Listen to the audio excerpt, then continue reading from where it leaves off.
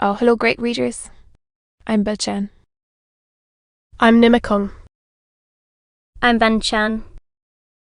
In this class, I'll read to all of you a part of Ulysses. Ass. Ah. Ulysses. James Joyce. Tub 164. The key scraped round harshly twice and when the heavy door had been set ajar, welcome light and brighter entered. Haynes stood at the doorway, looking out. Stephen held his upended valise to the table and sat down to wait. Buck Mulligan tossed the fryer onto the dish beside him. Then he carried the dish and a large teapot over to the table, set them down heavily and sighed with relief. "I'm melting," he said, as the candle remarked when, but, arsh, not a word more on that subject. Pincha. Wake up. Bread. Butter. Annie. And come in. The grub is ready. Bless us. Aloud. And these thy gifts. Where's the sugar? Oh, gee. There's no milk. Stephen fished the loaf and the pot of honey and the buttercolour from the locker. Buck Mulligan sat down in a sudden pet. "What sort of a kip is this?" he said. "I told her to come after it. We can drink it black," Stephen said thirstily. "There's lemon in the locker." "Oh. Damn you and your Paris fads," Buck Mulligan said. "I want some cove milk." Haynes came in from the doorway and said quietly, "That woman is coming up with the milk." "The blessings of God on you," Buck Mulligan cried, jumping up from his chair. "Sit down. Pour out the tea there. The sugar is in the bag. I can't go fumbling at the down eggs." He hacked through the fry on the dish and slapped it out on 3 plates. Then, in num and patries epfully at spiritus sancti, Haynes sat down to pour out the tea. "I'm giving you 2 lumps each," he said. "But, I say, Mulligan, you do make strong tea, don't you?" Buck Mulligan, hewing thick slices from the loaf, said in an old woman's wheedling voice, "When I makes tea, I makes tea." As old Brother Gergen said, "And when I makes water, I makes water." By Jove, it is tea, Haynes said. Buck Mulligan went on hewing and wheedling. "So I do, Mrs. Cale," says she. "Beget." "Ah," says Mrs. Cale.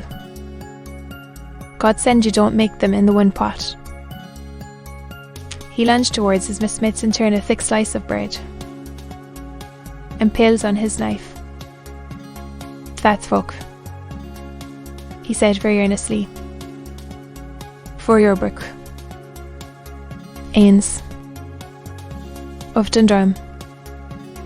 Printed by the Weird Sisters in the year of the Big Wind." He turned to Stephen and asked in a fine puzzled voice, lifting his brows, "Ang you recall? Brother. In the Upanishads?"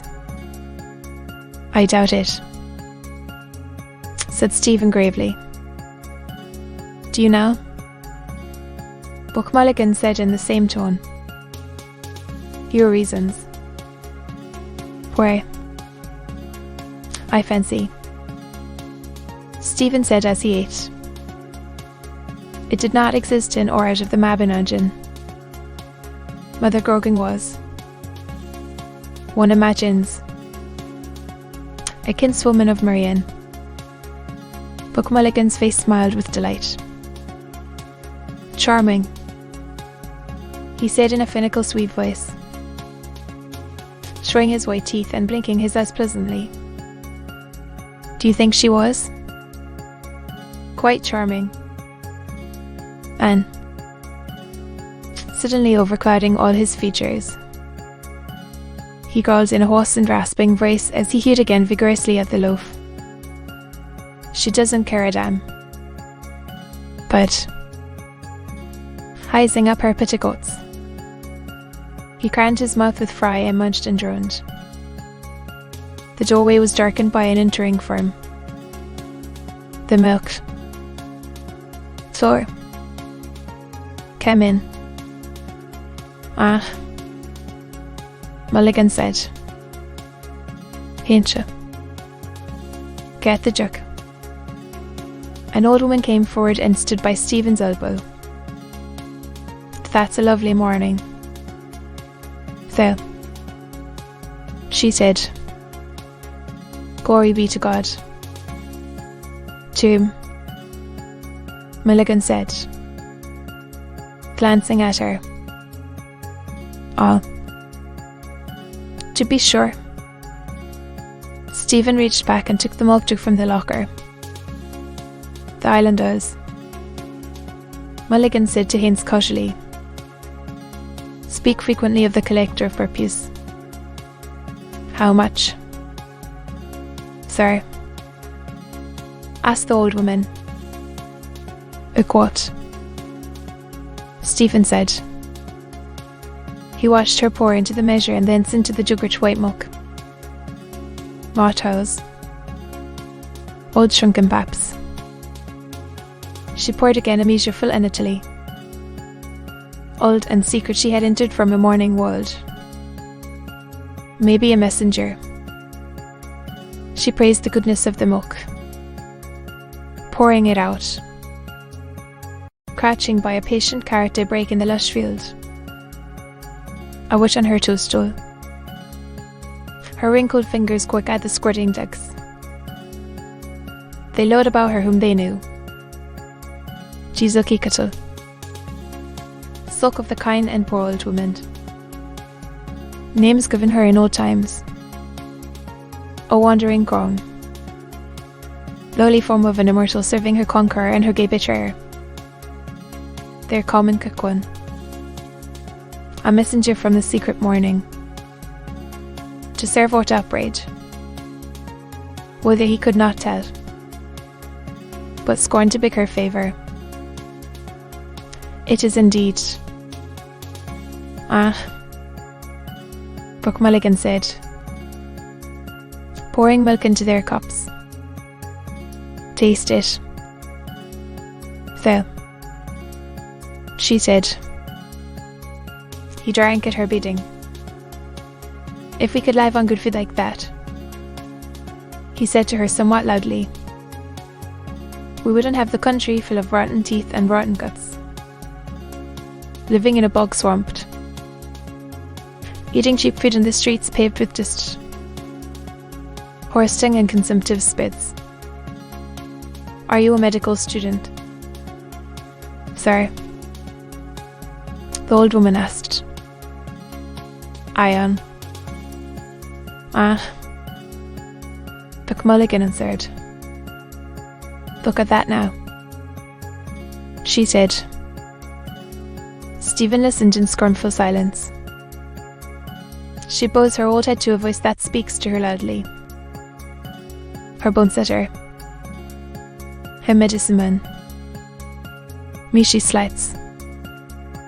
Her but her woman's unclean loins. Of man's flesh made not in God's likeness. The serpent's prey.